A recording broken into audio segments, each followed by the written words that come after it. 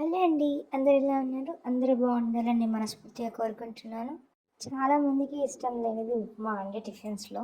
ఒక్కసారి నేను చేసినట్టు చేయండి. మీరు రెగ్యులర్‌గా చేసే ఉప్మా దానికంటే ఇది చాలా టేస్టీ ఉంటుంది. ఎలా చేయాలో చూసేద్దాం. ఈ వీడియోలో నేను ఒక్క పర్సన్‌కి సరిపోయేటట్టు చేస్తున్నానండి.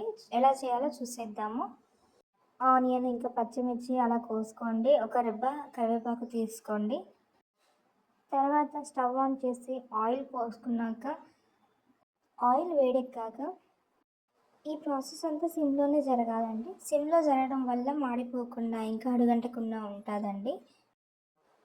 కొన్ని పల్లీలు వేయండి. పల్లీలు ఫస్ట్ వేయడం వల్ల అవి బాగా డీప్ ఫ్రై అవుతాదండి. టేస్ట్ కూడా బావుంటదండి. తర్వాత తాలింపు గింజలు వేయండి. తర్వాత జీలకర్ర వేయండి కొద్దిగా. అవి మగ్గగానే మనం ముందుగా కోసుకున్న ఉల్లిపాయ, పచ్చిమిర్చి, కరివేపాకు కూడా వేసి మగ్గనివ్వండి. సిమ్‌లోనే ఈ ప్రాసెస్ అంతా జరగాలండి. టేస్ట్ బావుంటదండి మగ్గితే. అలా మగ్గుతూ ఉండంగానే మనం ఒక కప్పు ఉప్మా రవ్వ నేను చిన్న గ్లాస్‌తో తీసుకుంటున్నానండి. అదే సైజు గ్లాస్‌తో మీరు కూడా తీసుకొని ఉప్మా రవ్వని లో ఫ్లేమ్‌లోనే మనము తాలింపు పెట్టుకున్నాం కదా! దాంతోనే వేయించండి. వేయించడం వల్ల పచ్చి వాసన పోతుందండి ఉప్మా రవ్వకి. తర్వాత ఉప్పు తగినంత వేసుకోండి. ఉప్పు వేసాక కలిదిప్పుకోండి.